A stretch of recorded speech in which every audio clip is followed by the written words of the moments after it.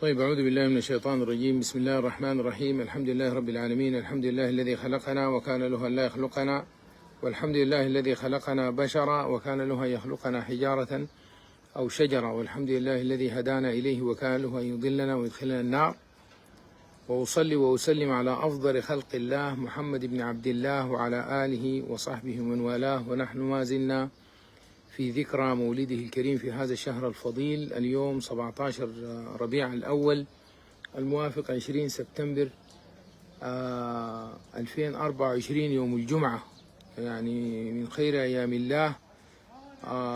أوصانا الرسول صلى الله عليه وسلم بالإكثار من الصلاة عليه، فصلوا وسلموا تسليما عليه.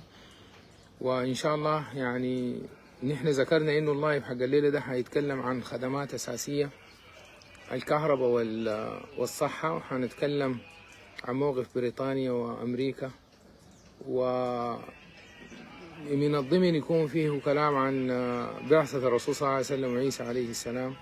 ذكرونا النقطة دي يا محمود، بعدين ذكرني المولد ده،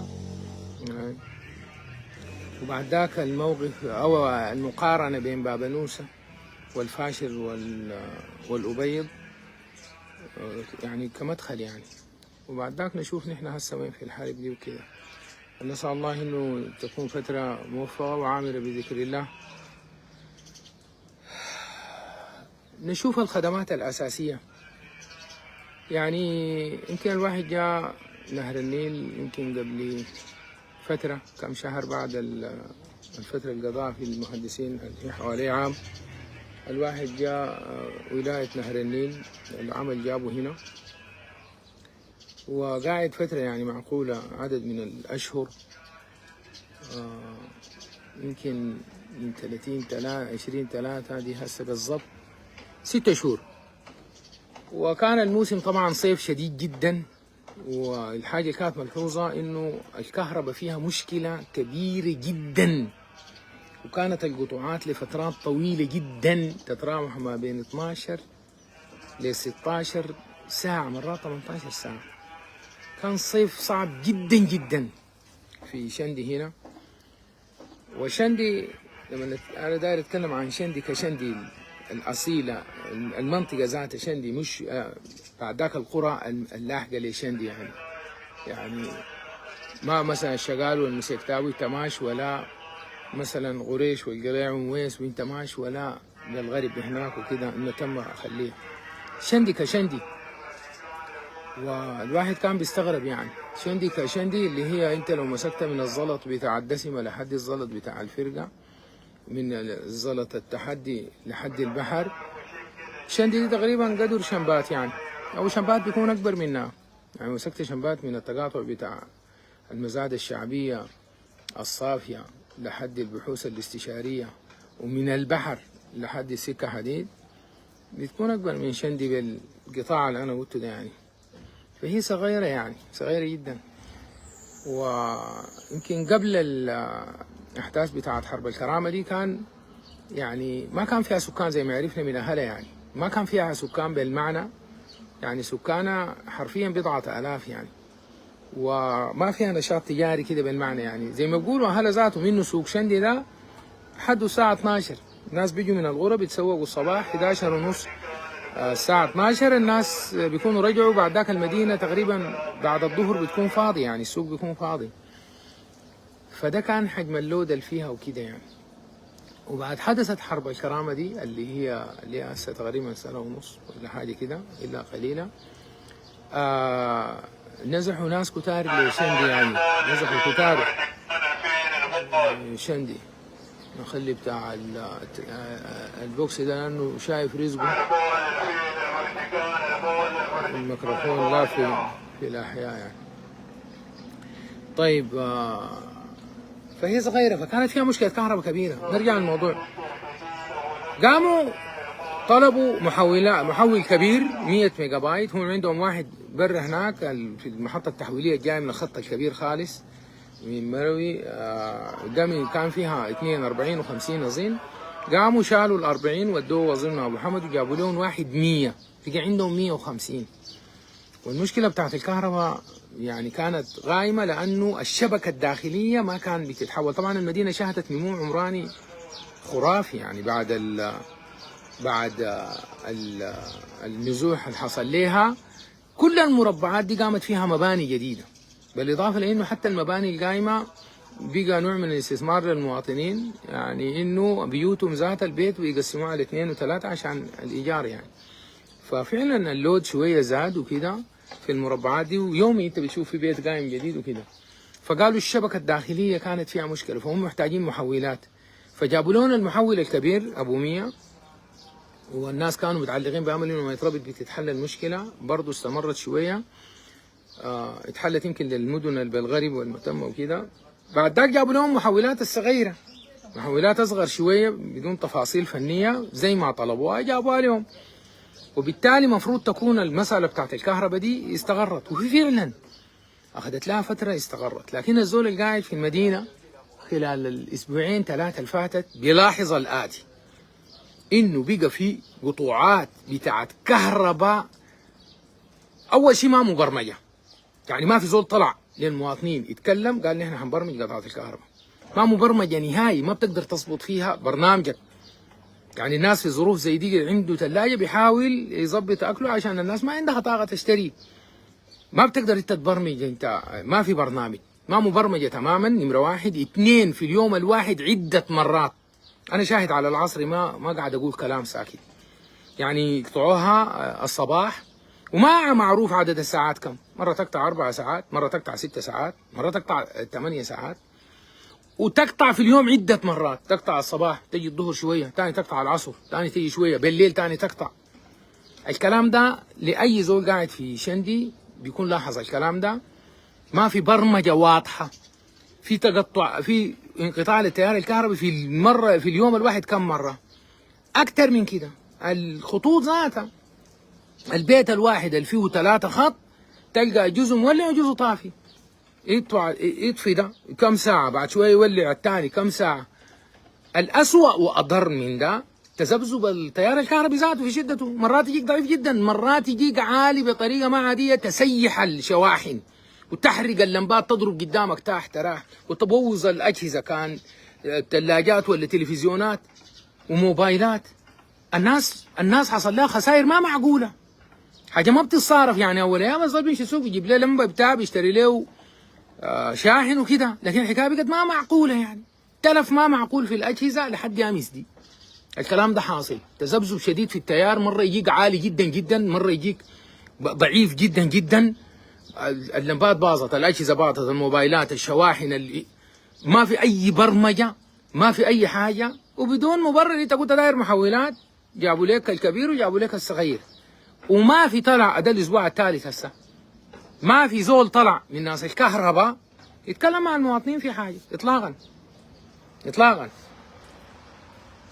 اذا كانت زمان بيكلمونا بيقول والله المشكله انه المحول الكبير ما بيتحمل، جيب محول كبير وجابوه ثاني جابوا محولات صغيره، والمشكله حاصله. يبقى المواطن من حقه جدا يفهم انه في مشكله، يا مشكله اداريه في اداره الكهرباء هنا ما بيعرفوا الشغل، او في مشكله فنيه، عندهم مشكله بتاعت مهندسين ما قادرين يتحكموا في الكهرباء بتاعتهم دي، يجيبوها عالي يجيبوها واطي يقطعوها. من حقه يتخيل يا مشكله اداريه، يا مشكله فنيه، يا في شنو. من حق المواطن كاستمر كير. الكهرباء دي في وقت ناس مكاوي الله يديهم العافيه زمان في تلفون عديل خدمه ثابته، تعرفوا كم 45 ولا كم بتضرب بيحلوا لك اي مشكله. لو عندك بلاغ فردي بيجيك. كان عندهم الكاستمر كير ده، رعايه الزبون ده كان عندهم اولويه، عشان كده مشوا لقدام وفعلا وصلوا خدمه كبيره جدا. انا ده ما كلام سياسي، انا بتكلم عن حاجه مهنيه بحته، تدهور مهني ظاهر للعيان. ما في اي اهتمام بانه المواطن ده المقدم له الخدمه اللي بيدفع عليها قروش مقدم. حتى لما كان ما عندهم عدادات ولا العدادات حصل فيها مشكله في وقت بيقدروا لك كهرباء بتدفع 3 شهور قدام، تدفع 3 شهور قدام، 3 شهور بيقول لك على كده 3 شهور. طيب انت بتاخد قروشك ان ادفانس، وين الخدمه بالمقابل؟ يعني من اخذ الاجر حسبه الله بالعمل. خليني من كلام الدين، ده كلام الشغل ذاته. انت التزامك لنفسك والجوده بتاعتك انك انت مهتم بالزبون. يا اداره الكهرباء ليه انت ما دار تطلعي للمواطن في شندي وتوري له في القطوعات الما مبرمجه والمتكرر عده مرات في اليوم وفي البيت الواحد والخط الواحد وليه الكهرباء متذبذبه وبوظت الاجهزه مره عالي ومره واطي. ليه ما دارين يطلعوا؟ دعامه هون يعني ولا المشكله شنو؟ المواطن ما مقدر عندهم ولا الحاصل شنو يعني؟ في حاجه ما ياها. فانا بفتكر الاداره في شندي هنا المحليه لازم تشوف الكلام ده. انا ما بعرف حتات ثانيه، لكن مدينه زي شندي دي نزح ليها ما بقول لك عشرات الالاف، ممكن يكون مئات الالاف، مئات الالاف نزحوا لمحليه شندي ومحليه التتمه وكده. يعني ده المواطنين في النهايه، والمواطن ذاته حق البلد يعني من حقه انه يعرف الكهرباء دي حصل فيها شنو؟ ليه هسه حصل كده؟ حصل شنو؟ في شنو؟ في حين انه نحن لاحظنا في البلد دي اول حاجه ابار المويه كلها بطاقه شمسيه، دي ملاحظه انا لاحظتها في كل القرى. ابار المياه معظمها بالطاقه الشمسيه، الزراعه القائمه معظمها بالطاقه الشمسيه، 90% منها بالطاقه الشمسيه، ما قاعد يستعملوا الكهرباء، لا بيستعملوها للزراعه لا بيستعملوها للمويه لا غيره. يبقى الكهرباء بالاساس قاعده للقطاع السكني بالاساس. في منطقه صناعيه صغيره جدا ضئيله يا دوبه ناشئه في شندي هنا، يا دوبه عدد بسيط من الهناي، والمحول الكبير اللي جابوه ده اكثر من حوجه قطع الشك، يعني كميه الكهرباء المتاحه قطع شك اكبر من حوجه المنطقه دي. ما دارت نتاج، توزيعها فيه مشكله ليه؟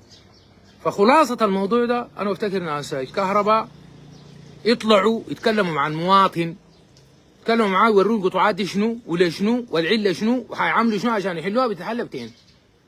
ده حق المواطن عليهم، ده حق المؤسسه. شركه الكهرباء انا عرفت انها توحدت، زمان كان التوزيع براه والانتاج براه والنقل براه والكلام ده، الشركات دي تقريبا نعيد دمجها ثاني، ومديره مشى الصين ولقى عقود وكده وقايمه شغل نحن شايفينه على المستوى العالي، محطات كبيره ده محولات شغاله، في محطات قايمه، الانتاج ما فيه مشكله، المويه بقت مستقره بعد سد النهضه وسد مروي، المستوى في انتاج.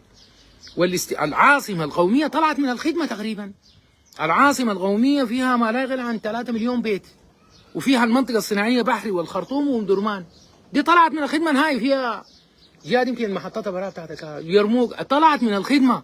ده حجم مهول من الخدمه بالضروره يكفي نهر النيل والشماليه بالضروره اقله، خليك من الولايات الثانيه. الكلام ده اللوجيك ثينكينج، يبقى يطلعوا للناس يوروهم ده حق الناس عليك. النقطه الثانيه برضه خدميه اللي هي الصحه. يعني انا دائما بحكي امثله زي ما هسه حكيت في الكهرباء، برضه بحكي امثله في الصحه. يعني الصحه كانت في مثلا شندي طبعا فيها المستشفى التعليمي ومستشفى المكنمير، والمدينه كانت صغيره وكده وعدد المواطنين وكده وهناك. طيب بدا يحصل لك نزوح، والكلام ده برضه حصل لوين؟ لباقي المحليات مثلا في نهر النيل. انا بتكلم عن ولايه انا قاعد فيها، ما الولايه الشماليه القضارف بتاع كسل انا ما بعرف، لكن بتوقع تكون نفس المشاكل بور السودان، لانه سامع انه عندهم مشاكل كهرباء ومشاكل هنا وكده. انت نزح لك ناس في ولايه، يعني قطع الشك عدد السكان اللي دخلوا ولايه نهر النيل الان، حتى كمان خصوصا بعد الحصل في سنجة وفي الدندر وفي كده، ما بيكون 2 مليون على اقل تقدير. وانت شايف وقاعد، والحرب دي هسه لها سنه ونص ما حصل whatsoever زياده في المواعين العلاجيه عشان تقابل الزياده بتاعت الناس الجدد. ما ده المواطنين حقهم، حتى لو ما في حرب من حقه انه يتعالج في المستشفى دي في اي حته في السودان. مواطن جاء عيال لازم من حقه انه يكون في خدمه له. طيب ما حصل اي زياده في المواعين بتاعت الخدمه، يعني نفس عدد العنابر والاسره ما في اي زياده، ما في عنبر جديد واحد قام. في مدينه كان فيها 10-15 الف نسمه، فجاه بقى فيها 250-300 الف نسمه. مثلا لو مسكنا شندي دي الصغيره دي بيكون كده ما قريب نص مليون بيكونوا وصلوا. والكلام ده ما حصل في يوم، عشان انا هاي في الفتره اللي نقول انت ما كنت جاهز. طيب خلال السنه دي وزاره الصحه في ولايه نهر النيل خطتك كانت شنو عشان انت تستوعبي تزيدي مواعينك عشان تستوعبي الاعداد دي؟ لانه في ناس كتار من الناس الجول الولايه دي هم ما نازحين، هم جا راجعين اهلهم، وكميه كبيره منهم ما راجعين خرطوم ثاني ذاتهم. خلوها خلاص اسسوا وطنوا نفسهم على انه يقعدوا هنا. اللي عنده طين قديم مشى عليه وشاف زراعته، مشى الهواد، مشى البحر، مشى الجروف، اللي عنده مصنع نقله، اللي عنده استثمار من اي شكل جابه، وما ناوي نهر النيل وجا الشماليه. ديل اهل البلد، ديل رجعوا لاهلهم. الكلام ده صح بنسبه 80 75 80%. يبقى الناس اللي حيكونوا قاعدين والولايه عارفه الكلام.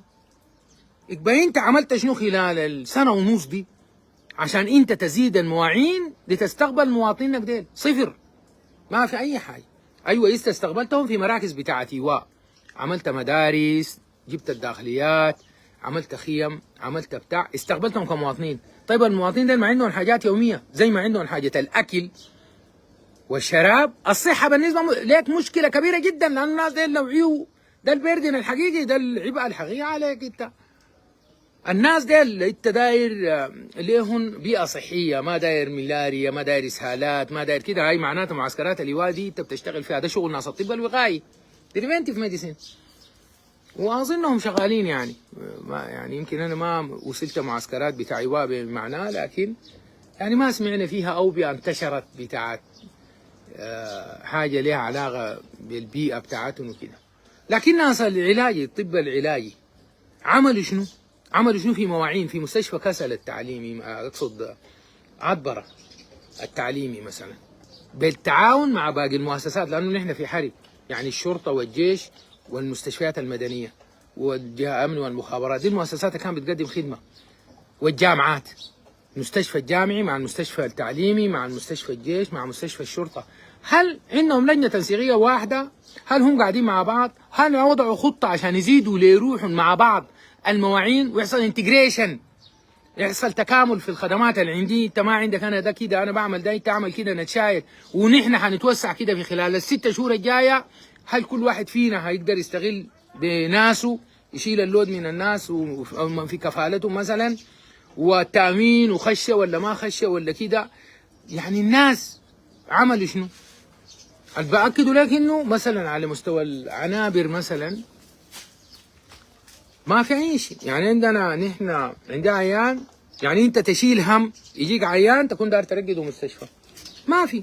ولا حتى الاستثمار الطبي كان شغال زمان اللي هو بجيب قروش، ما في استثمار طبي في المستشفيات ما في مستشفيات خاصه بالمعنى، في مراكز عيادات، يعني عيادات حاجه كده صغيره جدا ممكن انت ما ممكن انا اعمل لي حاجه عرضها 10 متر او 15 متر في 20 متر اقول دي مستشفى، ما ممكن. دي عياده ممكن تكون عشان اقدم فيها خدمه، مجهود برضه من الناس لانه ده خاص. لكن القطاع العام عمل شنو؟ القطاع العام عمل شنو؟ زول يكون منتظر عمليه مثلا في المستشفى، يقول له سرير ما في، امشي جيب سرير، امشي اجر سرير زي السرير اللي بيأجرون اللي بينتظروا في العبور للصباح، يجي يدخلوا جوا المستشفى خدته تحت شجره. معقول؟ والكلام ده هسه لحد قبل ده بعد سنه ونص. معقول يكون دي كده ده تقديم بتاع صحه؟ عملت شنو انت؟ عملت شنو عشان تزيد عنابرك ومواعينك؟ زدت غرف عملياتك؟ عملت شنو؟ زدت مقدرتك على الغسيل الدموي؟ والعجب لو داير لك عنايه مكثفه لمريض. وانا عندي سكان قفزوا من 50,000 إلى 2 مليون ما كده مثلا. في او لو مسكت الولايه يقول كان فيها 250,000 نسمه، ما بكونوا اكثر من كده، مستحيل قبل الحرب، مستحيل عديل من حجر العسل لابو حمد، مستحيل بالشرق وبالغرب ما بيصل 250,000. الان فيها 2 مليون، يعني تضاعف 10 مرات. هل انا في الفتره دي عملت خطه عشان ازيد اشغل مراكز غسيل؟ لانه الخرطوم كان فيها اكثر من 30 مركز طلعت من الخدمه، مدني طلعت من الخدمه، الناس جو هنا. هل انا ما شايف الكلام ده؟ هل في خطه كانت من وزاره الصحه انه والله انا حانشي عنابر بتاعت غسيل وضررها حيكون شنو في المستقبل؟ حتى لو الناس رجعوا هيكون ضررها شنو؟ صفر. عشان انا استقبل المرضى بتاعنا الكلى ديل عشان اغسل لهم، ولا نفس عدد المكانات يا زاد ما زاد ولا مكنه. والقطاع الخاص برا ما في قطاع خاص لغسيل مثلا. هل انا عملت عنابر زياده عشان استقبل المريض بتاع الملاريا ده؟ لما تكون عنده ملاريا خبيثه داير قلت له يومين ثلاثه ادي فيها كوينين ولا ارتوسينيت، ولا عنده اسهال داير اعود له سوائل ادي ارقده يوم يومين، ولا عنده اي مرض، عنده يرغان تعبه شويه، عنده بتاع داير يعمل عمليه. ما الناس قاعده. هل انا زدت غرف عمليات؟ انا نزيدت العنابر بتاعتي، انا نزيدت الخدمات التخصصيه بذات الكلى اللي هي خدمه اساسيه، ناس بيموتوا لانه ما بغسلوا، ما لاقينا الغسيل مثلا، دي ما حقيقه. الخدمات التخصصيه زمان كان السودان ده يعني كانت جمهوريه السودان فيها عدد بتاع اجهزه تصوير طبقي يعني مقطعيه ورنين في جمهوريه السودان ضعف ما موجود في افريقيا جنوب الصحراء، ضعف. الدول كلها تطلع دول الساحل وجنوب افريقيا، الدول الافريقيه دي كلها عدد الاجهزه المقطعيه والرنين فيها السودان فيه دبل الرقم ده. لا تكاد تكون في مدينه ما فيها 2 أو 3 جهاز مقطعيه ورنين مغناطيسي. الليله ولايه نهر النيل والشماليه شغالين في رنين واحد في مروي، يعني الزول اللي يودوه هناك، وبتجي الحوجه لانه يكون الحكايه دي في مع عدد المرضى بقى كثير، عدد المرضى كثير، المقطعيه اللودة بيتعطل الجهاز كده. خليها دي الخدمه بتاعت المعامل البسيطه دي، التشخيص ده ما معمل. عشان انا اكتب المريض ده عنده المرض الفلاني لازم الاستشاري بتاع الامراض ده يكتب لي تشخيص اصلا باثولوجي في عينه بتشال، تشال من الدم، تشال من النسيج، تشال من اي حته، العينه دي على ضوءها انا بعمل تقرير. هل تعلم انه انا لو داير زراعه بتاع الدم ولا زراعه بتاع البول في مدينه زي شندي ما في الا في معمل واحد خاص؟ مستشفى الحكومه ما في ولا المستشفى الجامعي؟ يا جماعه معقول يكون ده عقل؟ ده ممكن يكون شيء طبيعي؟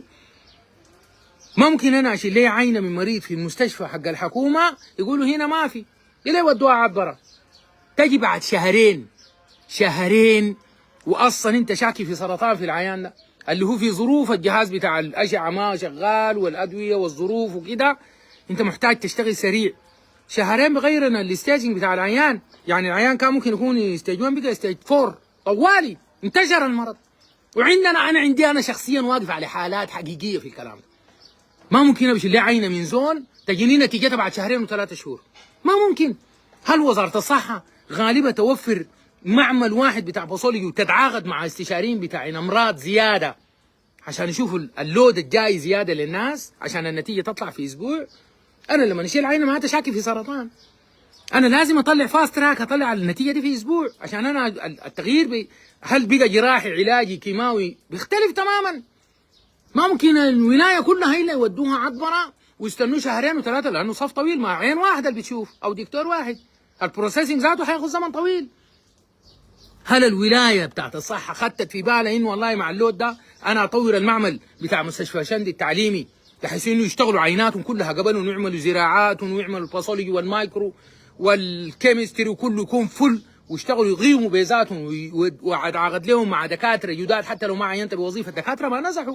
بلد مليانه كميه الاطباء جو شندي مهوله وجو عطبره مهوله.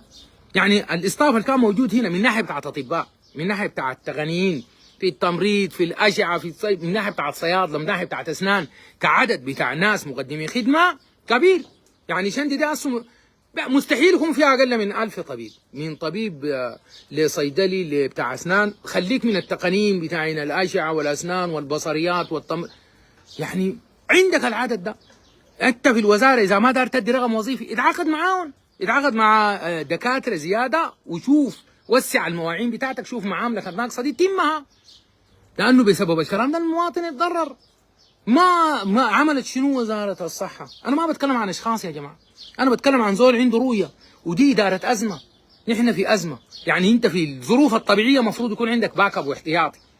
نحن في ازمه، هاي قلنا اول شهر 6 شهور، لكن 1.5 سنة ما في رؤيه لانه انا استوعب المواعين دي كيف واقدم خدمه للمواطن كيف. ما ممكن يا اخي عيان يكون داير سرير بتاع عنايه مكثفه، ما ممكن مدينه زي دي وفيها مستشفى تعليمي ومستشفى جامعي ما في ولا سرير.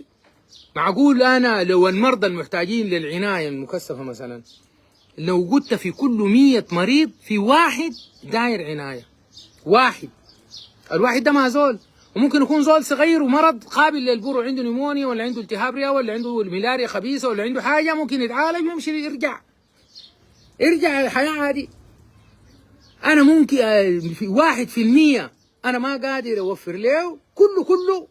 يعني هسه لو في زول داير عنايه يمشي مروي، يمشي ولايه ثانيه، كله ولايه الشماليه في ظروف الشوارع بتاعت الزلط مقطعة، المطار ما شغال خدمة مدنية، كله شغل عسكري. المريض ده حيمشي كيف؟ في زول داير عناية معقول يصل يمرق من هنا، هو الترانسفير بتاعه جوا المستشفى مشكلة، نقله جوا المشكلة في المستشفى ممكن يموت من عنبر لعنبر، من عملية عشان يخش هناك يموت في الطريق. ده إنسان، ده إنسان.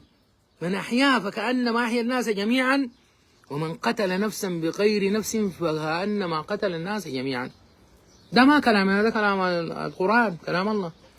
إذا أنت عندك مقدرة قول تعالوا أنا خطيت الخطة الفلانية دي، أنا رفعت التمويل ده، ما جاني قدر، ده قدر جاك، ده عملت منه كده، أنا عملت كده، خلاص أنا أبرأت ذمتي قدام الله. لكن لما يكون ما في أي فيجن لأنك توسع مواعينك تستوعب فيها المواطنين، تعمل عنابر جديدة، أنت تطور المعمل بتاعك، تطور مقدرتك التشخيصية، تزيد عدد الاصطاف العامل، تتعاقد مع ناس، تشوف كده. والدولة أصلا يعني التعليم لأنه فيه مشكلة واقف، ما هي الخدمات أصلا شنو؟ الصحة نمرة واحد، والأمن. الأمن هسه شايل الأمن، الصحة، التعليم، دي الخدمات. دي الدولة أساسا المفروض تكون مسؤولة من الحاجات الثلاثة دي، الباقي ده ما مسؤولة منه كله المفروض يعملوه المواطنين لأنفسهم يعني.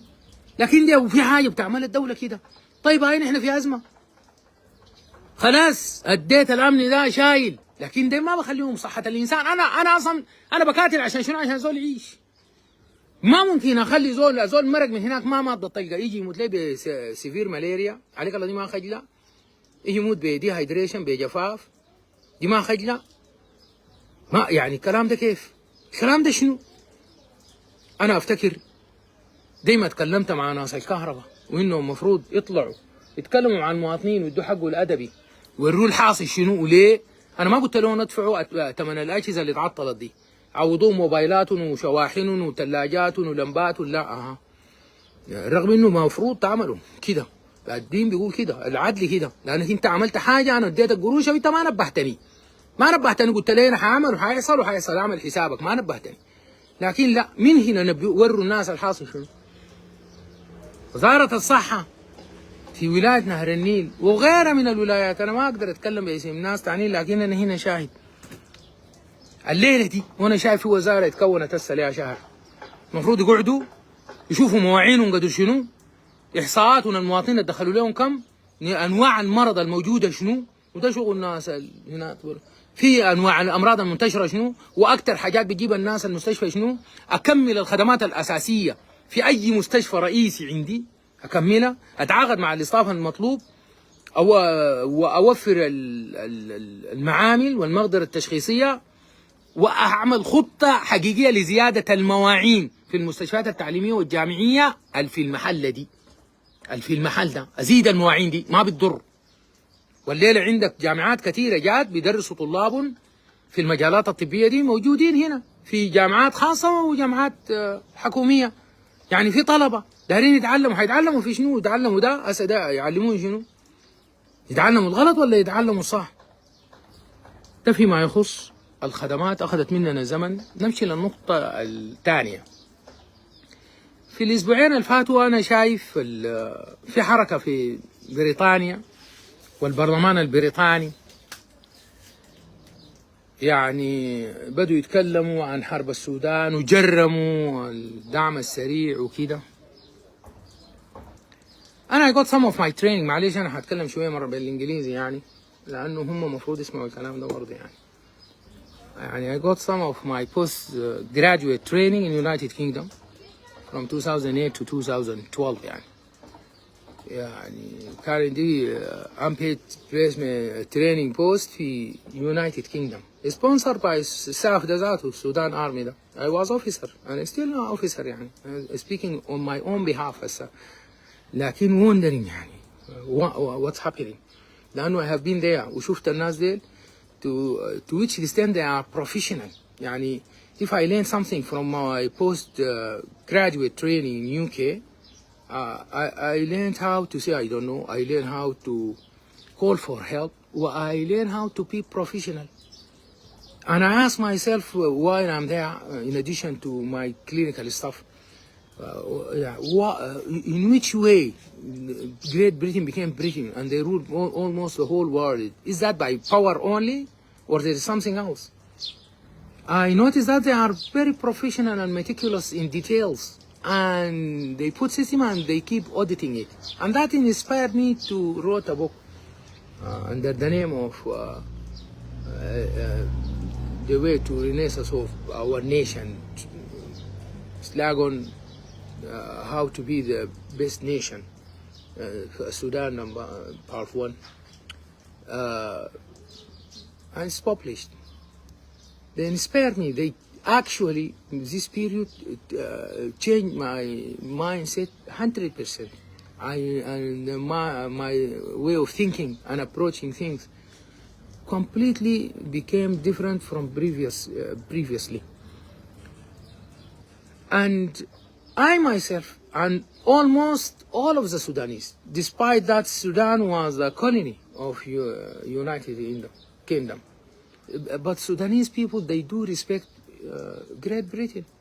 And at a time, it's an ambition of every Sudanese to have some time in Great Britain, education-wise or training-wise or anything. It's an ambition.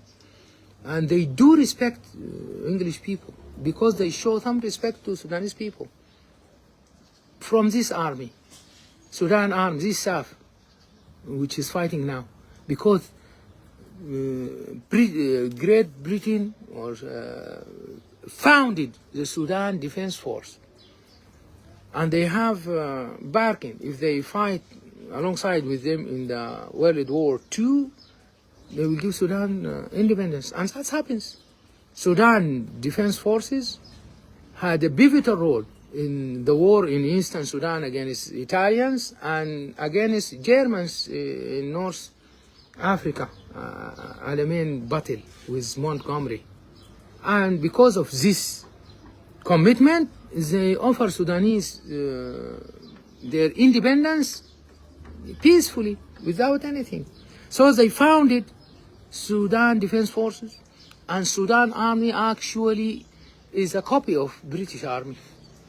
Code-wise, discipline-wise, everything. So the British knows well what is Sudan Armed Forces, how much it's professional and how much is well structured, because it's the same code. It's the same code, everything. And they offered me this training post as a lot of my colleagues, and I came back here. And we do respect British, this is no doubt.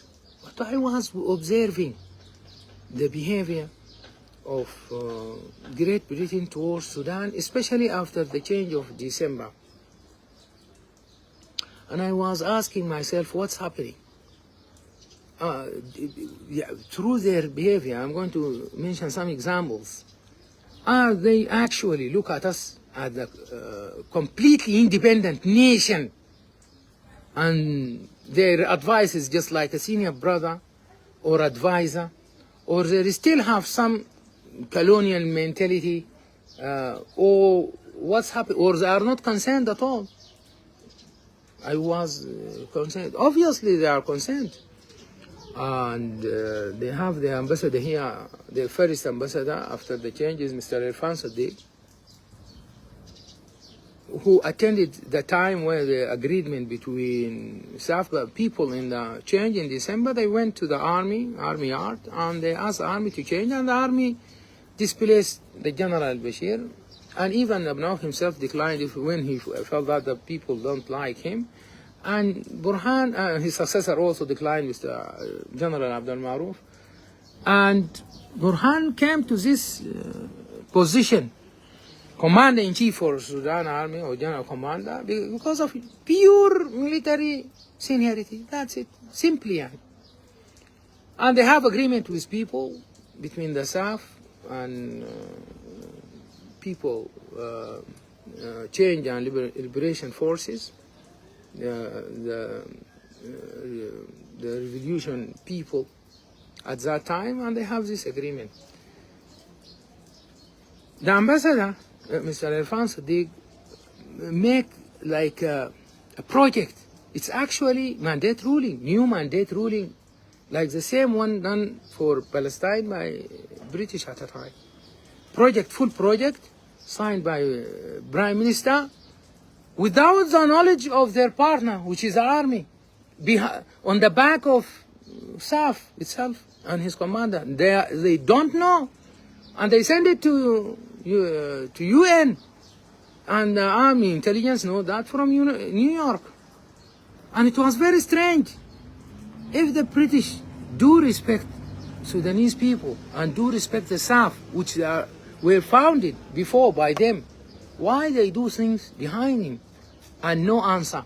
They just simply withdraw our funds. They withdrew our funds and they replaced him by Mr. Giles, who is a British diplomat and he speaks Arabic. Again, it was very surprising to me because I was in UK. I know how British people think and how they do respect others. He is a diplomat. He came in a speech in front of British embassy and he threatened the army. Really threatening the army and the commander-in-chief, Mr. Burhan himself, in front of the army. And I was very surprised. How can he do that? How professionally for a diplomat to get out of his diplomatic code and speak in a country towards the sovereignty of that country and the leader of Sovereignty Council, who was a leader by constitution, agreed to transition constitution. And I asked myself later on, I think like last month there is a lot of demonstrations from British against some other immigrants, and police suppressed that demonstration. And His Majesty King Charles himself praised the police for this job. If the Sudanese ambassador at that time went out in front of Sudanese embassy and he asked His Majesty not to do that and the police not to do that, was this appropriate? Was that be acceptable to you? How come a diplomat can do this and no one say anything? That was really surprising to me. How can it's not compatible with the British thinking, which I learned, and I have been there for 2 years. And then they just withdraw this ambassador, and now they assign new special envoy to Sudan in the last week. He introduced himself in a video to Sudanese people in English. Mr. Giles was speaking Arabic, which is a very good point, at least.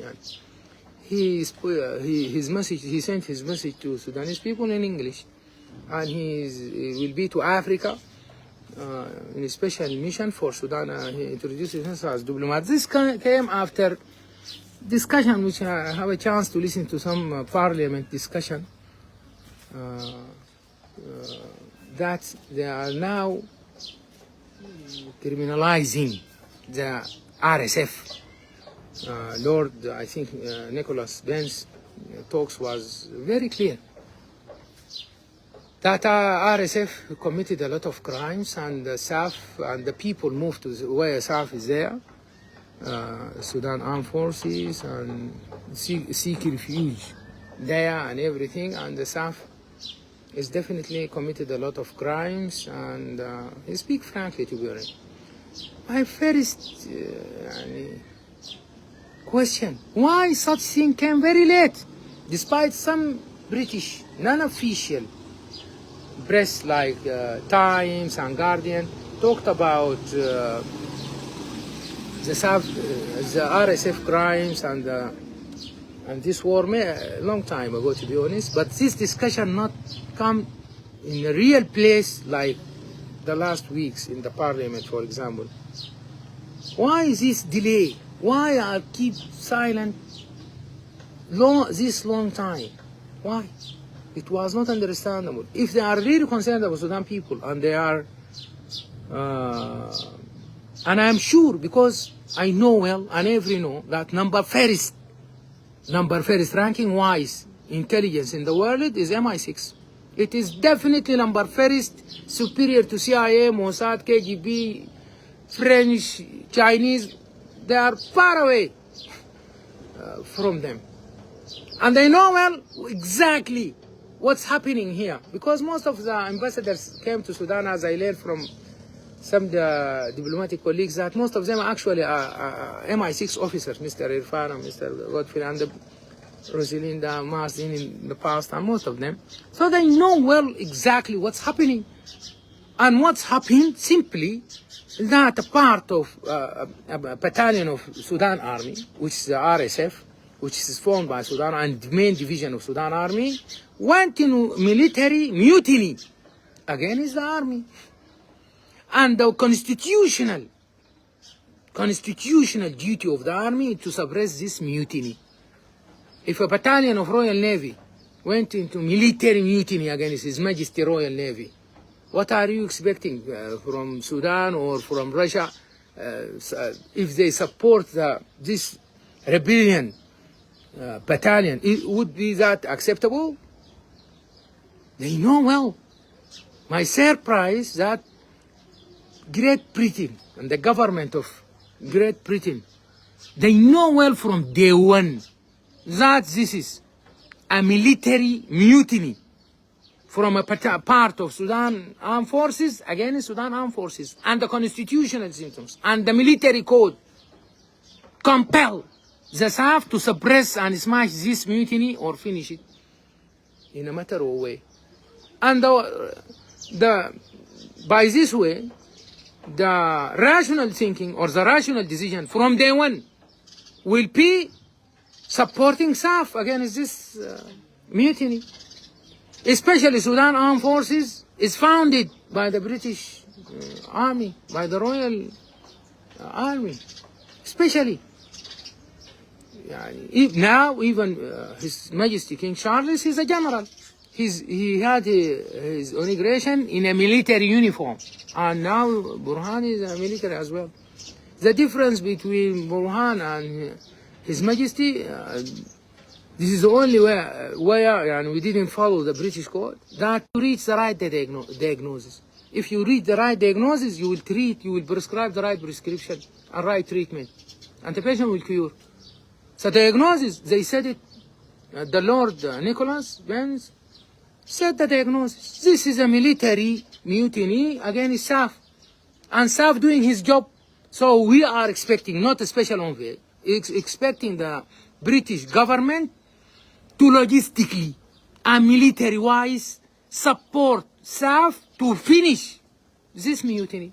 This is the rational thing. Sending envoy will do nothing, and will let Sudanese people think about neutrality of the British, unless they have agenda. And he started again with the wrong way that his American fellow do, Mr. Tom Brellion.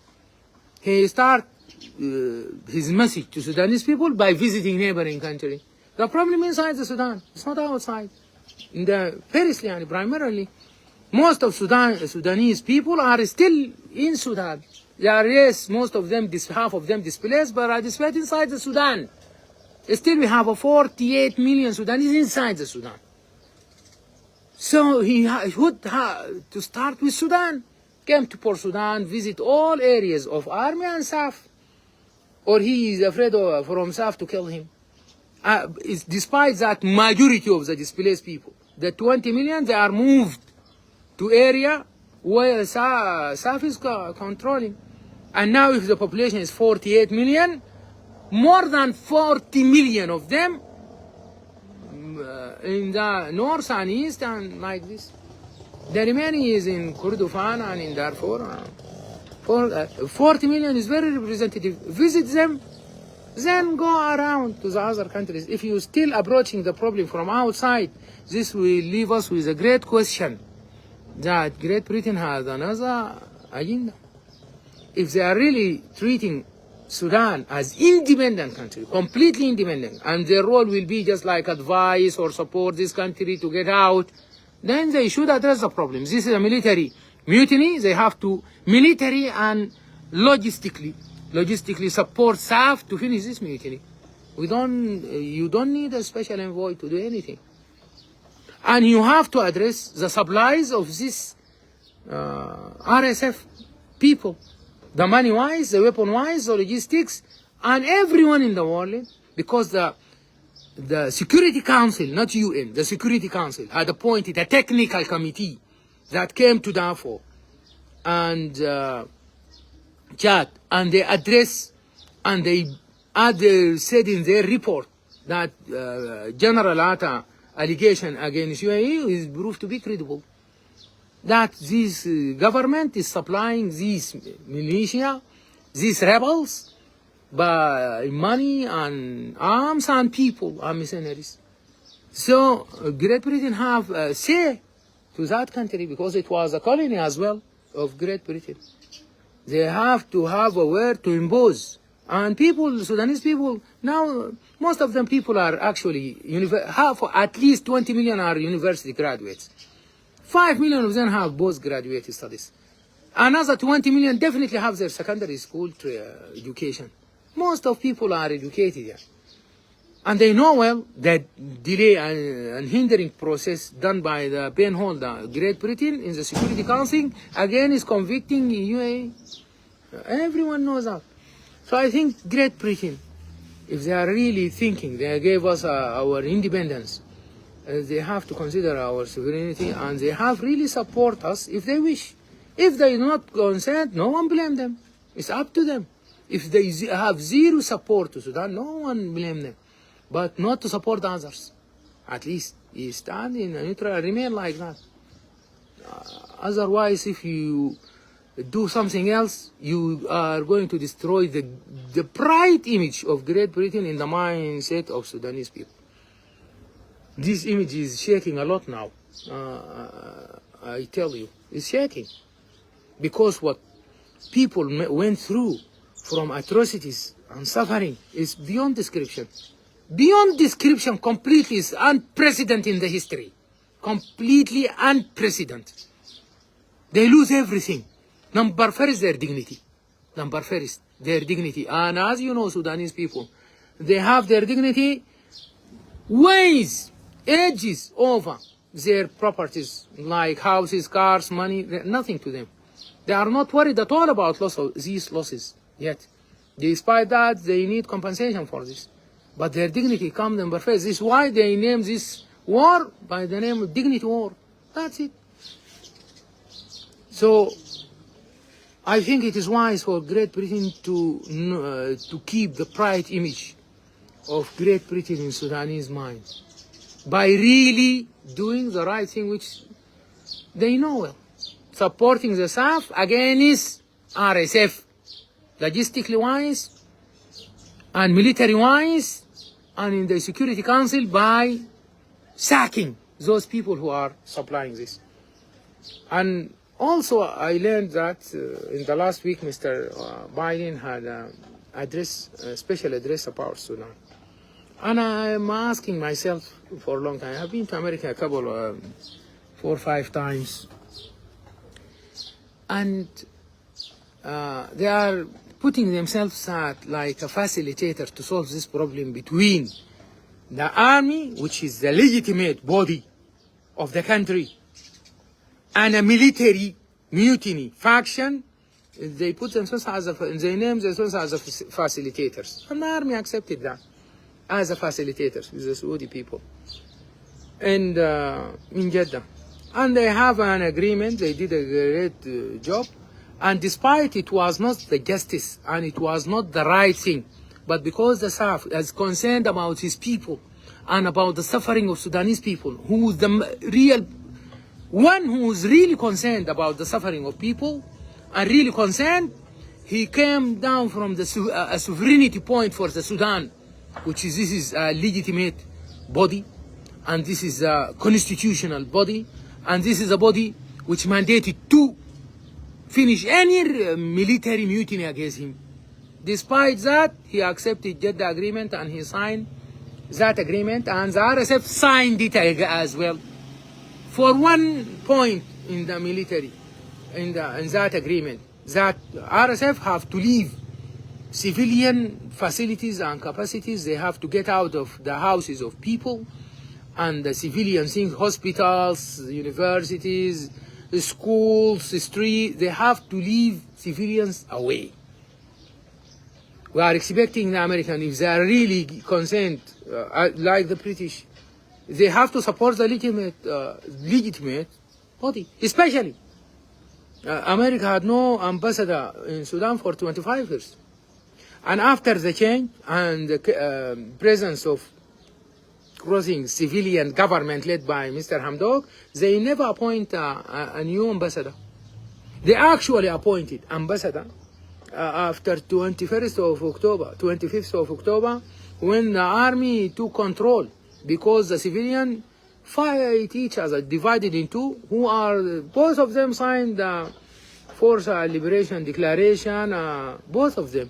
And they did the peace agreement in Juba and everything, but they actually fought each other, and the army took hold on. The chief in command said a clear state, we will stay away until you agree. When you agree, I will give you the government.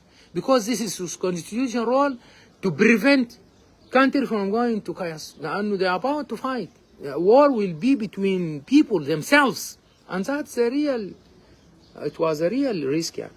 Despite that, they sent their first ambassador in 25 years to Sudan to be approved by the general, Burhan, who is head of Sovereignty Council and the chief commander-in-chief for Sudan Army. By his uniform in a Republican palace, he presented his papers and approved by him. This is the first ambassador, Mr. Godfrey. So they know this is a legitimate body. We are expecting them. When a faction of Sudanese people, army, went into military mutiny to support the army. But they didn't. And they named themselves as a facilitator. We accepted that. The country accepted that, and SAF kept that. They signed the agreement. And the SAF did his part in this agreement. American keep watching RSF doing all these atrocities during 1.5 years. At least 15 months now, 16 months after signing Jeddah Declaration, without doing anything to compel them to be committed to do this. They did zero thing. They just watching them. And instead they are actually blaming the army and put them into equal level. As Lord Nicholas said, they are not equalizing army, SAF and RSF is wrong. They know that. They're still dealing with them as an equal. They are not equal. This is a legitimate army, and this is a military mutiny against them. Against the SAF. They have to support the army if they wish. And the ambassador was approved by this army commander. At the end of the day, he left. And they they withdraw him without explaining anything to Sudan people. They are not talking to people. And they make a special envoy, Mr. Tom Brillo, a special envoy for Sudan. And now he is almost 8 or 9 months being appointed. I am not sure about that. For a long time now, he never visited Sudan a single time. A single time. He wandering about in countries, even with the scarcity of Sudanese community. Even after displacement, he went to Uganda, he went to Kenya, he went to Ethiopia.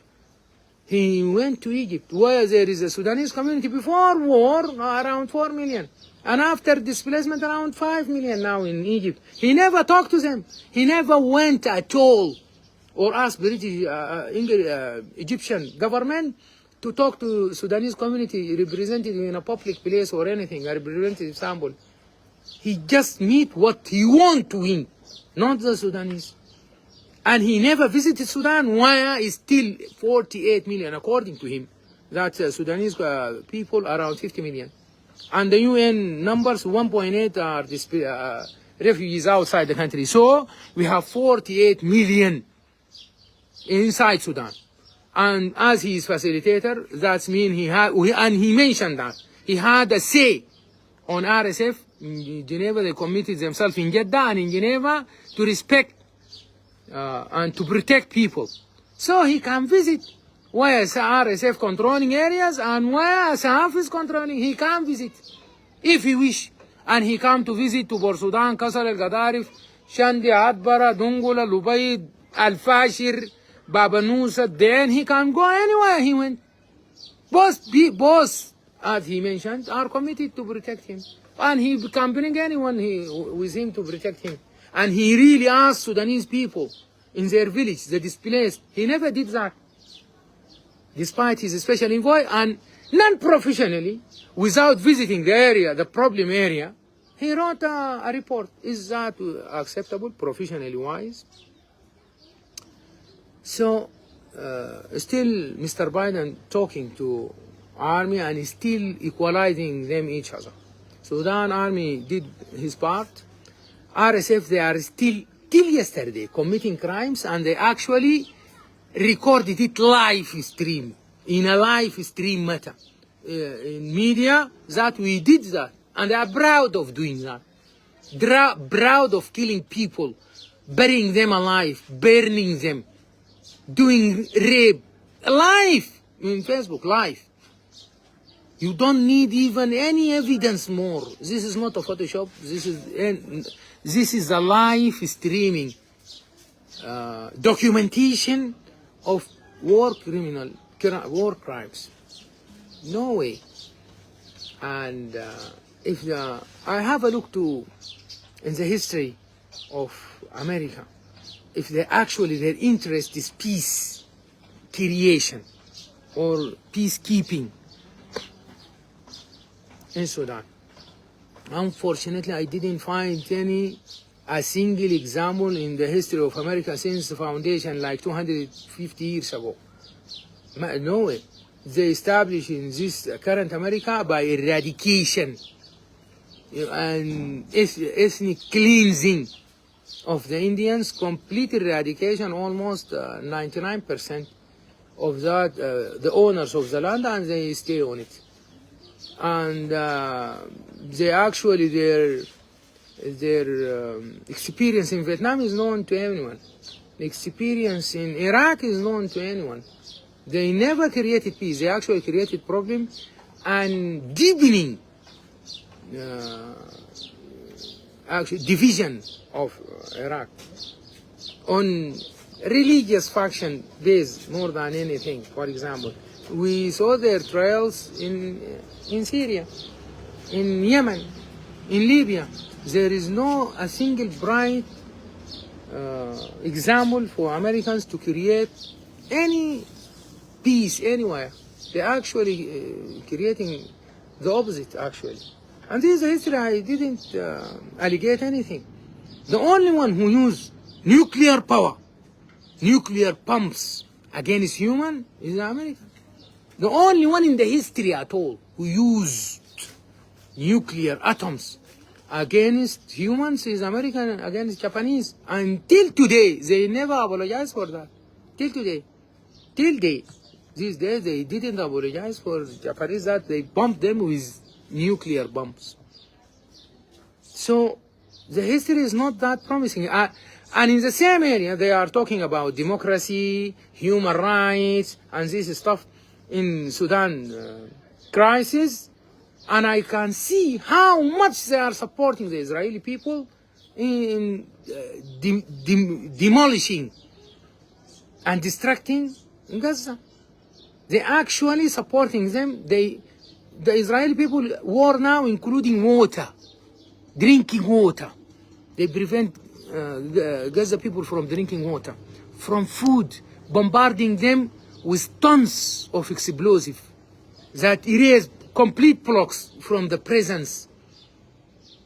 Till now, 10 months, the Israeli people killed around 50 million, buried unknown, injured more than 100,000, and they keep supplying them with army, with arms, with bombs, with logistic support. And Hamas actually was a democratic people. In the last elections, Hamas was winning the Palestine elections by democracy. So they are actually attacking a democracy. How can I believe that you are really interested in humanitarian issues and rights and supplies and worried about famine in Sudan, which is going to happen, and you are feminizing Palestine?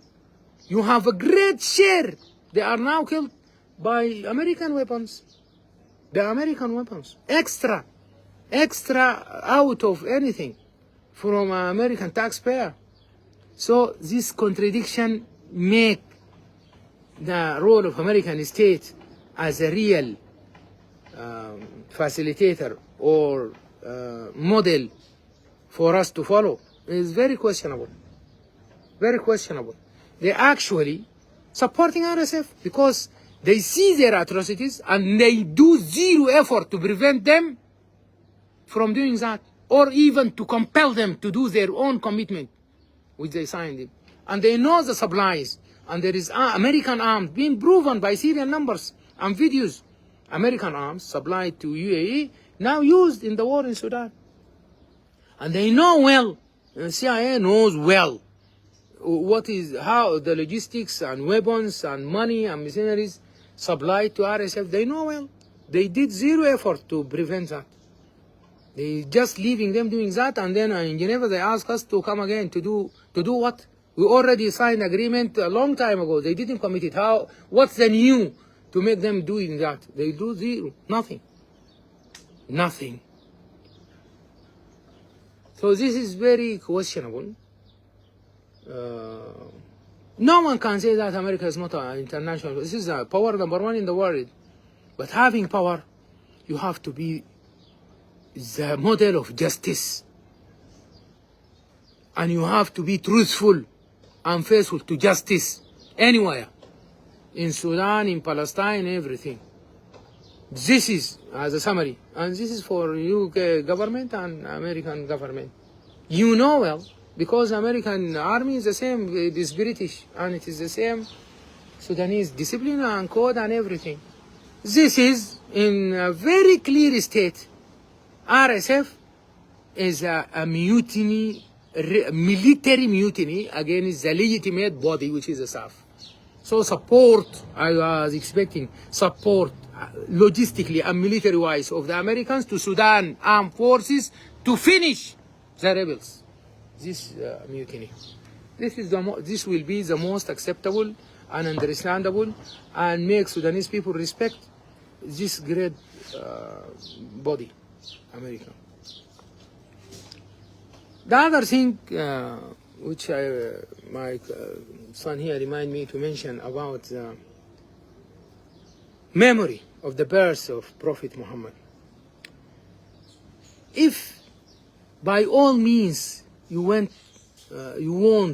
to go behind the real roots and ideas about the war in the Middle East, it started in Gaza and now in Iraq, in Syria, in Libya, in Yemen, and now in Sudan, without putting religion as a source for that, then you are not irrational. This war is a religious war. And Mr. Bush in the past said about Iraq, this is a crusade war. He said it clearly. And Israel, they keep stating that for a long time, since the foundation of Israel in 1948. This is a religious state for Jews. They just stated that clearly. Clearly. And this war, they are supporting Israel because they have in their Old New Testament, and Old Testament is one book. Now my address is to Christians anywhere in the world, in Middle East, in Africa, but especially in Europe and South Africa, and North America, and Australia and New Zealand. To the Christians as individuals. You as a Christian, you chose to believe in God. You chose already. If you say that I'm Christian, that you mean you believe in God. You believe that there is a creator for this universe and there is a judgment day. You are going to meet. So, and most of them are well educated.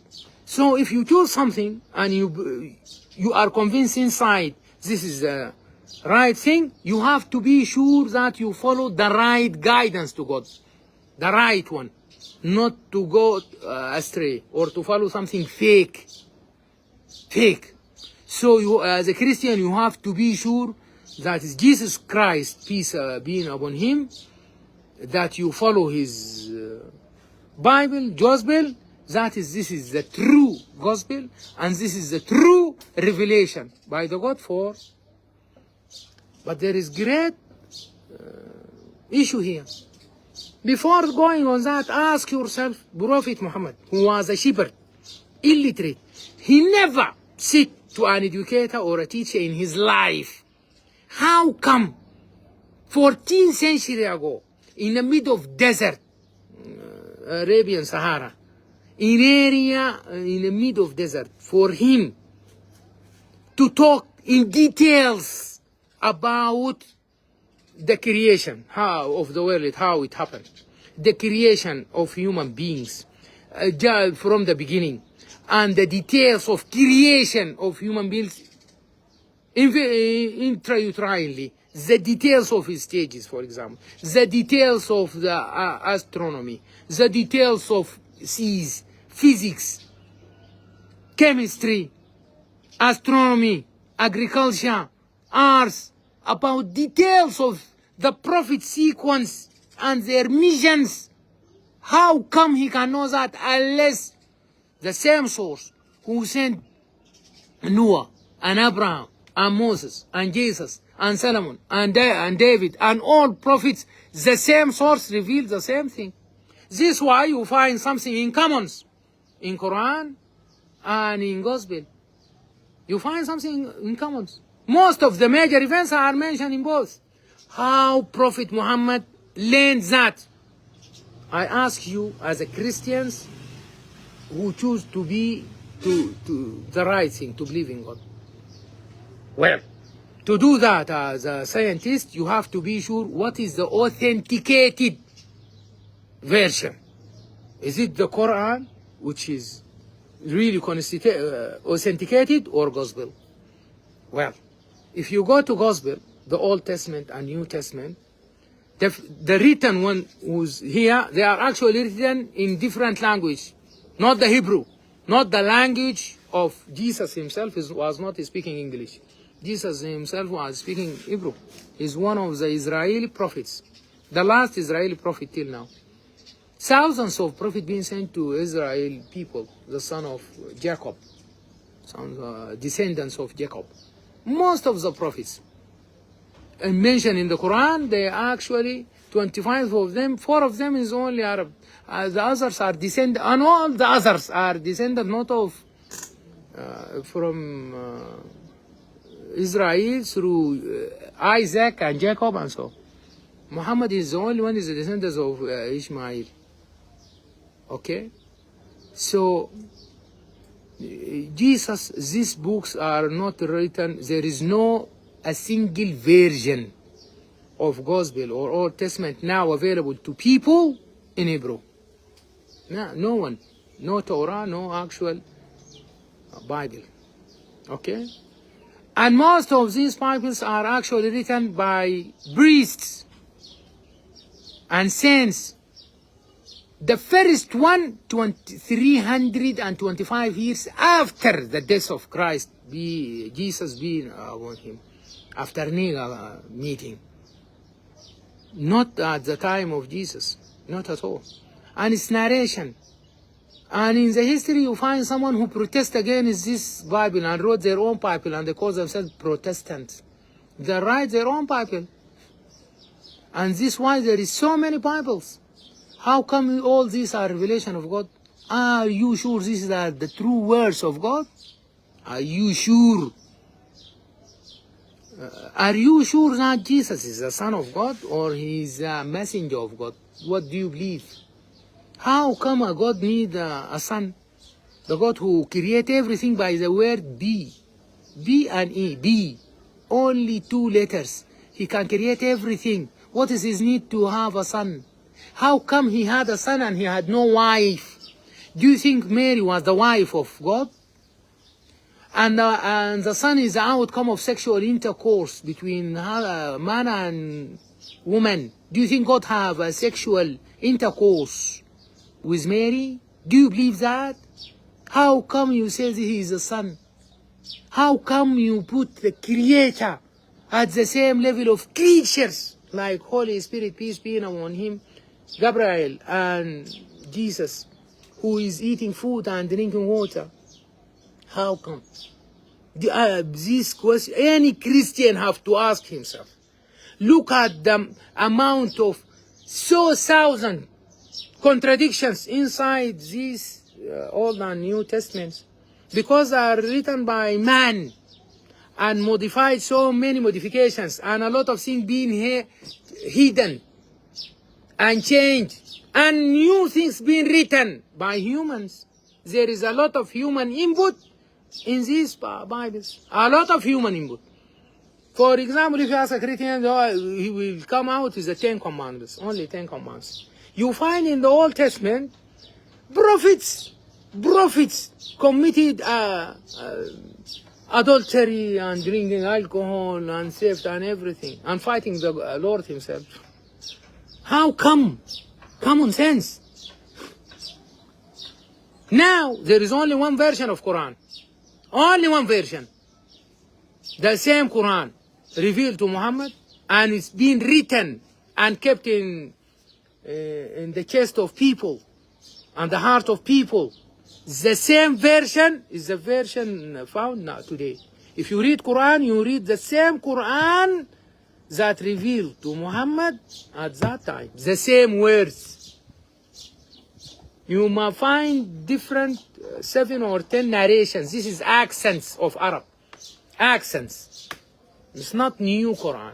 It's the same Quran. Actually intensifying the meaning and clarifying the meaning more than anything.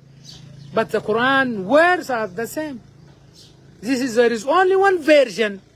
There is no Quran of Muhammad and Quran of Umar and Quran of Abu Bakr and Quran of Khalid ibn Walid and Quran of Salah ad-Din. There is no such Qurans.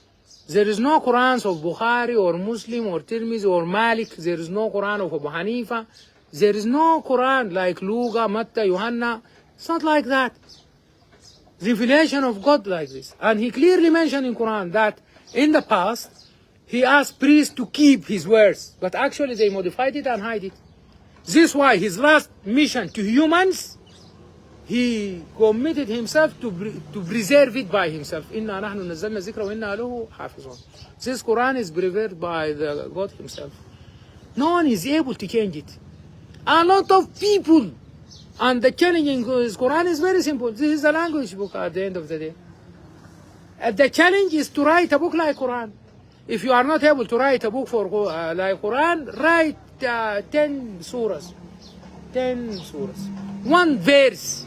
He challenged them to write one verse. And he asked humans and demons and everything to gather together to write something like Quran. This challenge is there. قل لو اجتمعت الإنس والجن على أن يأتوا بمثل هذا القرآن لا يأتون بمثله ولو كان بعضهم لبعض ظهيرا.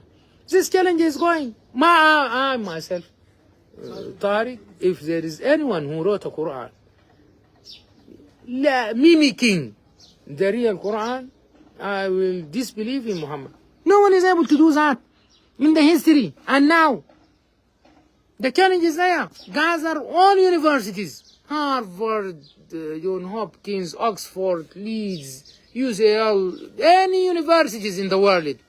Gather together, gather the demons with you to write a verse or surah of Quran. Is that challenge difficult? Is that challenge difficult to this degree? It is difficult because this is a God verse. No one will write something like that. So if you are Christian and you believe in a God, and you believe you will be in a judgment day, and there is a judgment will happen to you, after which you go to either paradise or hellfire, you have to be sure that you are following the right path that taking you out from hellfire and sending you to paradise. And if you follow the human input, which is completely distorted, this is not offense, this is a real fact. In current Bibles, different Bibles, 100 of them, and you will not go, definitely will be in a great trouble in the judgment day. I just ask you to read Quran. And now what's happening? Israeli people believe that Jesus, his peace be upon him, who sent 2024 years before, this is his birth, who sent like 2,000 years before, is not the true Jesus. He's a fake one. This is why they called him. And they are waiting for the true Jesus. This is the Jewish people. Believe in this. The Jesus you believe as Christian, this is not the Jesus who the Jewish believe in him. They think your Jesus is fake. And they are waiting for the true Jesus to descend, which is the Messiah with a single eye. They think this is the true Jesus. And they are working on it. And this is the war now started because of this. We are Muslim. We do believe in the same Jesus you believe, the Christian believe in. Jesus the Christ. This is the true Jesus, the true messenger. And the details of his creation and messages is mentioned in details in Quran. You celebrate Jesus' birthday in December. And he is not mentioned, he is born in Jerusalem or Bethlehem, at that area. And at the time where dates are actually about to be fully mature. That dates mature in December? You don't think about that? Anyway, the Jesus Christians believe in him and Muslims is the same Jesus. What is the problem here? The problem is that you put Jesus in the same level as a creator. You put him assign him as a God, Son of God, and he is God. So why he died? And you mentioned the Christians believe that Jesus is died, killed, crucified, and died, and then resurrected again 3 days later or more. We are Muslims, we know the facts.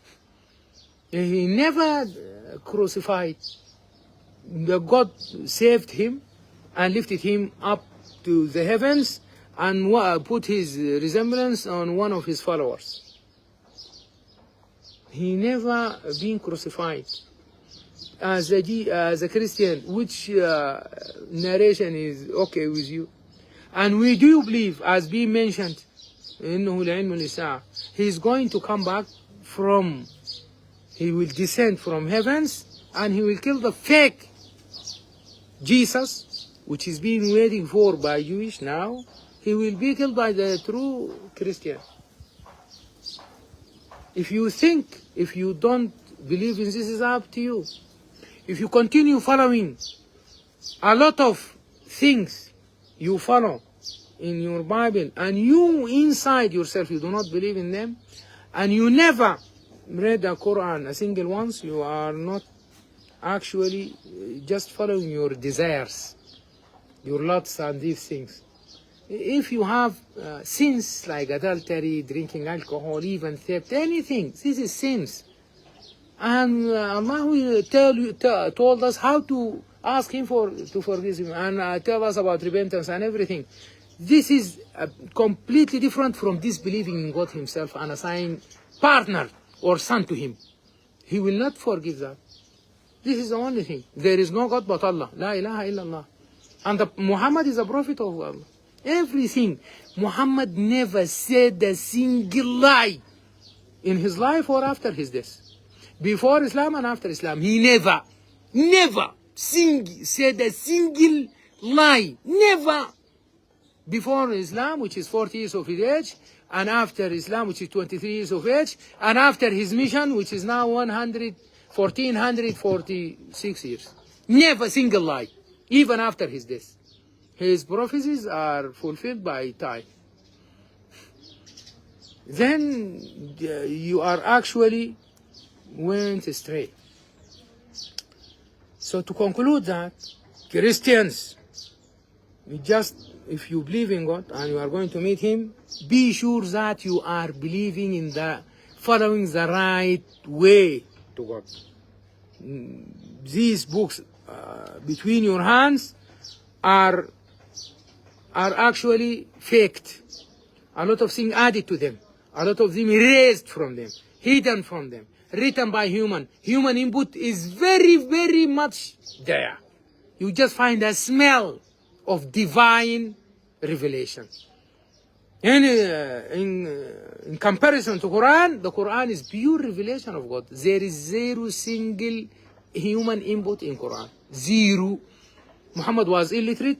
He's a shepherd in the middle of desert, never been taught or said to educator or priest or magician or anything. He's a God shepherd in the middle of that. This why this word is revealed to him, and he never said I am a God. Jesus himself, he never said I am God. Never. He never said I am a son of God. They just told you something else. And he came to sacrifice himself. This is not, the messenger role is to tell you the right and wrong. Is to tell you the path to God. He's not sacrificing himself for you at all. He may ask God to forgive you, but he's not sacrificing himself. All prophets, they are actually seeking refuge of Allah by their own selves, including Abraham, Moses, all the great prophets. No one have nothing. لا يشفع أحد عنده إلا بإذنه. ما في. Prophet Muhammad said, no one will go inside the paradise unless Allah mercy him. They said to him, even you, Prophet Muhammad, he said, even myself, unless Allah mercy me. You are humans, we are humans, and the Creator is not a human. Gospel and other angels are creatures of God. Demons are creatures created by God, like other creatures. And by faking this, they fake a lot of things. A lot of things. They lied a very big lies. And they are now facing it.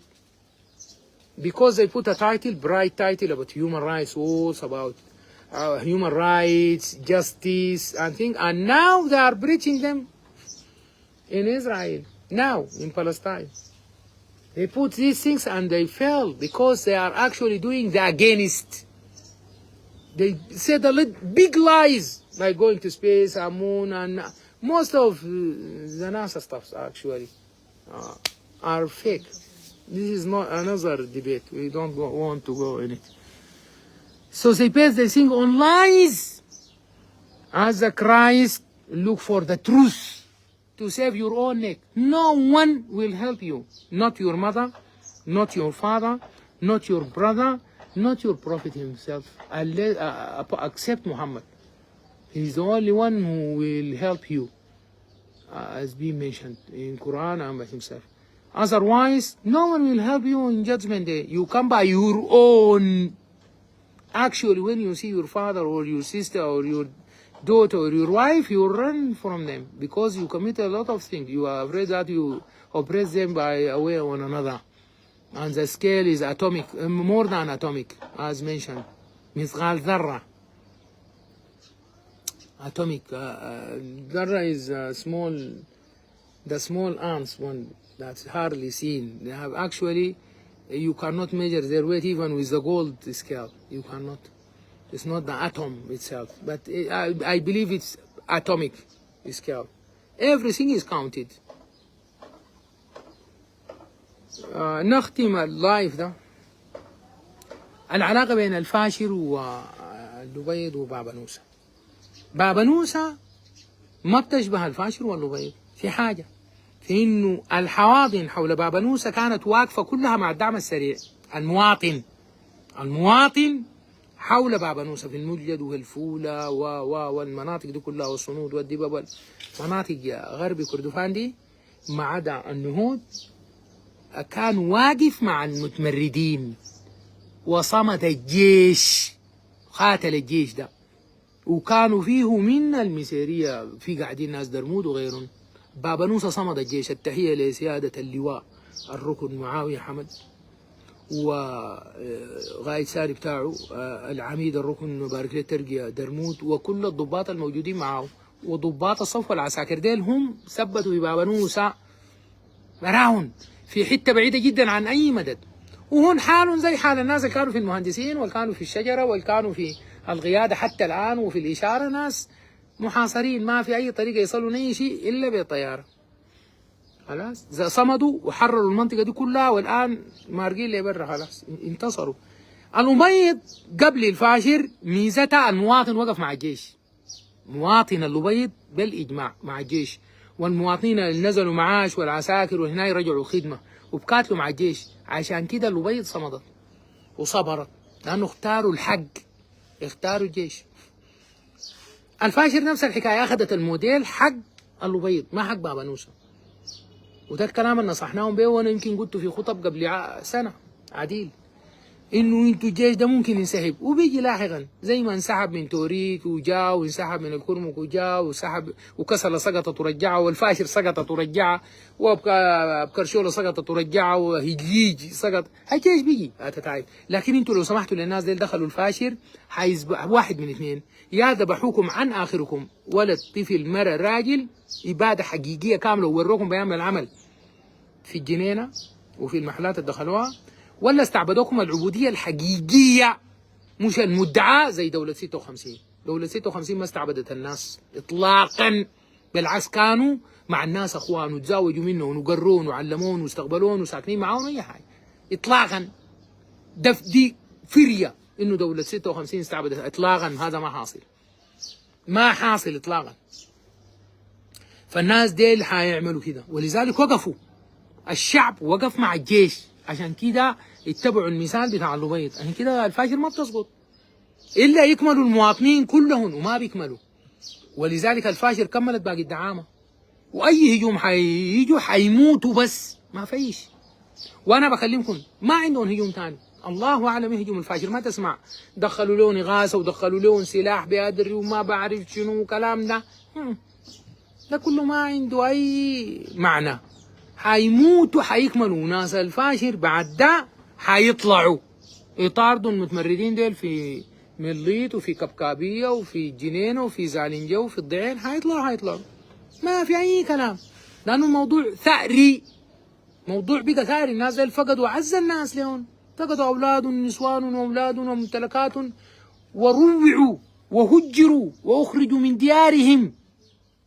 العملوا ديل ما ان بريسيدنت، ولذلك هم عندهم تار. وانا الكلام ده قلته قبل كده، الحواضن بتاعت المتمردين ديل من القبائل اللي في المنطقه دي اذا ما تابت الى الله بيعرضوا نفسهم للفناء، وحيجي وقت ما يلقوا محل غير الشيخ موسى هلال، لانه من الاول كلامه واضح، واقف مع الدوله وجيش الدوله، ما حيلقوا محل الجوله الا يمشوا لموسى هلال، الا يمشوا مستريحه، غير كده حيفنوا على اخرهم. ما دي حقيقه، ما حاجه في يدي انا ولا في يد هنا. الناس دي حينتقموا. انت جيتني في الفاشر دي عشرات المرات، ضربت المستشفيات، ضربت الاحياء، الناس ماتوا ساي، نسوان واطفال ورجال. انت عارف روحك بتضرب في حي وفي مستشفى، بتخطوا باحداثي. انا ما عندي حق. ومن قتل مظلوما فقد جعلنا لوليه فلا يسرف في القتل انه كان منصورا. وده الكلام اللي انا قلته برضه في خطب كثيره قبل كم شهر، انه لما ربنا يمكنكم من الناس اعدلوا، ما تسرفوا في القتل، وما تاخذوا زول بريء بجريرة زول ما ارتكب جرم. الناس معروفين، والمتعاونين معاهم متعارفين، والشال السلاح منه والهناي معروفين. ده دار تقتص منه اقتص منه، ربنا اداك.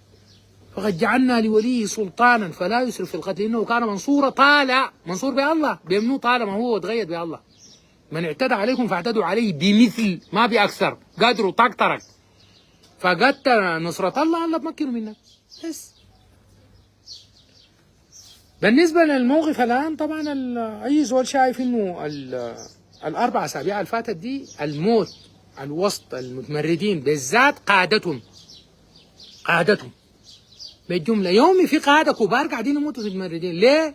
للكفاءة العالية اللي عملتها القوات المسلحة. الكفاءة العالية اللي عملتها القوات المسلحة الصمدت وبدون أي دعم خارجي صفر، زي ما قال البرهان هنا معانا الله وضراعنا ده تاني ما معانا أي زول. قدرنا، دي مقدرة الجيش في التصرف، قدرنا جبنا إسبيرات طيارات وجبنا طيارات، والسلاح حقنا اللي حجزوه في البحر خلينا ودخلنا. إذا أنت بتجيب بسمك أنا ما بقدر أجيب الدولة. ولذلك المقدرة بتاعتنا بتاعت الطيران الناس شايفينها، وبقى دقيق وبقى موجه، وطيارة بتقعد تحرست 40 ساعة في السماء، تستلم منها فتحة تنزل. أي قائد، نحن الكلام ده قلنا له ونحرمنا على أي قائد تاني يركب عربية مقاتلة مصفحة ولا ما مصفحة، يركب توسان ولا أوباما ولا عربية كبيرة. أنت قائد لازم تشوف لك توك توك ولا فيستو مقطوع حاجة ميتة كده، يعني ما نشتبه هنا قائد. أي زول في الدعامة دي اللي حيركب له عربية ظاهرة أكسنت يمشي طوالي، كلهم حيموتوا من غير ما الجاي ذاته يجي بيكراعوا. لما نخش نحن الخرطوم والجزيره وهنا ما حنلقى اي دعامي، وده الحاصل هسه. يقول لك المصر ما حيفضل زول يشيل بندقيه من الدعامه. اي زول شايل سلاح الان حيكمل بالطيارات دي، وما حخسر ولا جندي ثاني. انا جندي اخسر وما بخسره. كفايه اللي استشهدوا، كفايه اللي اتاثروا، كفايه اللي جرحوا، كفايه اللي اتفقدوا، كفايه. انا بحافظ على الناس ديل. انا جبت الحمد لله مسرح العمليات الان الشغال في الخرطوم براو، الطيارات اللي بتشتغل في جزيره براو، بتغطي كردفان براو، بتغطي دارفور براو، اللي بتغطي الشمال براو. حاجه بتخش تاني فزع يجي الخرطوم ما في صفر. والله تاني نمله ما تخش الخرطوم فزع يجي خليه عربات و100 و200 ما بيجوا. هم زادوا مفضل منهم. يجوا من وين؟ من الداخل. ما كلهم القبائل حقتهم مشت بور السودان. الهبانيه مشوا، الحوازمه مشوا، المسيريه مشوا، الرزاقات مشوا، ما في حواضن ثاني. اي زول داير يتهور يجي خرطوم خليه يجي شارع فاتح. والفي الخرطوم ما بيمرق. ما تقول لي صلحوا جبل اولياء، ما بيمرق. المسافه من الخرطوم عشان تمشي محلها لك طويله. الطياره اسرع منك. ما في زول بيمرق من هنا. ولا في عربيه ثانيه اتنهبت ولا حاجه اتنهبت حتمرق من محلها، لا في الخرطوم لا في الجزيره ولا في حيمرق. ما تقول لي جلحه ولا جبريل ولا ده، ما في زول حيمرق. ده قرار اخذته القوات المسلحه خلاص، نزل تدمير. القائد العام قال دم يتدمر انتهى الموضوع. ما في ولا حنكاتلك ذاته. نحن لما نجي ما حنلقاك الا نلقى الجثث بتاكل فيها الكلاب بس. بيفضلوا المتعاونين، بيفضلوا منو؟ المتعاونين بس. المتعاونين مصير الدعوانه. قلت بنو قريظه بدت، وكل زول متعاون موجود اسمه ومحله والشغل اللي اشتغلوا مصور ومستندات والشهود مناهل معاه. ويمكن ما يستنوا الجاي ذاته يجي ياخذ غصاص براهم بيتموا. بني قريظه بدت مع الحرب دي. المتعاون حيكون مصير الدعامي. تركب عربيه مع الدعامي ده او شغال مع الدعامي بيجيك الصاروخ. ما داير اي اثنين ثلاثه. ما بني قريظه بدت. او وضعت السلاح؟ ما وضعنا السلاح. نحن بني قريظه البلد دي لازم نصلمها نظيف للشعب السوداني، نظيفه من اي متمرد او متعاون مع متمرد او مرتزق. ما في مرتزق خش السودان يطلع انتهى خلاص. ما يرجع حاله. ما عنده اهل سوق، عنده اهل جينا. هو شغال يقتل الناس بالقروش. ده مش وين يرجع يعني؟ هيرجع جنوب السودان ولا اثيوبيا ولا افريقيا الوسطى ولا النيجر؟ اللي بيستقبلوا منه ما هو ده اللي بيقتل بالقروش. ممكن يقتل هداك. ما في زول حيرجع ثاني ان شاء الله. فالامور ماشيه طبعا بالنسبه لنا واضحه لنهايتها. السيد الرئيس حيمشي الجمعيه العامه للامم المتحده ممثل رسمي لجمهوريه السودان وبصفته رئيس مجلس السياده والقائد العام للقوات المسلحه. الرئيس الامريكي داير يقابله على هامش الحاجات دي يقابله. اي زول داير يقابله، لكن الكلام واضح. انا الجهه الرسميه الشرعيه وده المتمردين. تدعمني انا حبابك، دار تستمر في دعم الناس ده. احنا ما عندنا حاجه، احنا بنستمر في اللي بنسوي فيه. انت دار تدعمهم ادعمهم، لكن خلاص فقدت الشعب السوداني وفقدت ارض السودان للابد. And this is a clear message to American government and UK government. They are worried about Sudanese government and staff approaching Russia and China. You left them without option.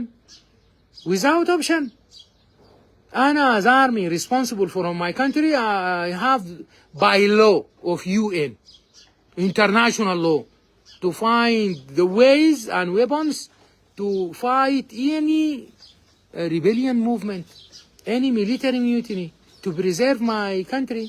This is by international law. If you don't want to support me, I will find someone who can sell me the weapons and support me. No, you just put the staff in this place. Do not blame them. And nothing outside. If you would like to have something in the future for Sudan and Sudanese people accepting you, and you have to fully support logistically and military-wise the staff. So you'll have something in the future. Otherwise, we will not have any right to be in the future. And obviously, you cannot fight with staff and supplying them with arms or troops because you convicted them. How can you support them? UN law will not allow you to put any soldiers on Sudan without the agreement of the country himself. Even Act of 7. No one. The Russian is there, the Chinese is there, and there is no points to put that in place. Yeah. There is no famine whatsoever. There is abundance of foods, vegetables, fruits, and this season even more. They actually occupy Jazeera and Dalia and Mazmou and these areas to create a famine. Now the God himself help us, the brains go to the north, and the Sahara now is green. And there is lots of sorghum and sesame and anything in abundance. In abundance. Not less than 100 million feathers now is already cultivated. No way. نحن نكتفي بالقدر ده. ذكرته. يديك العافية. ربنا يدينا ويديكم الصحة والعافية، والسلام عليكم ورحمة الله وبركاته.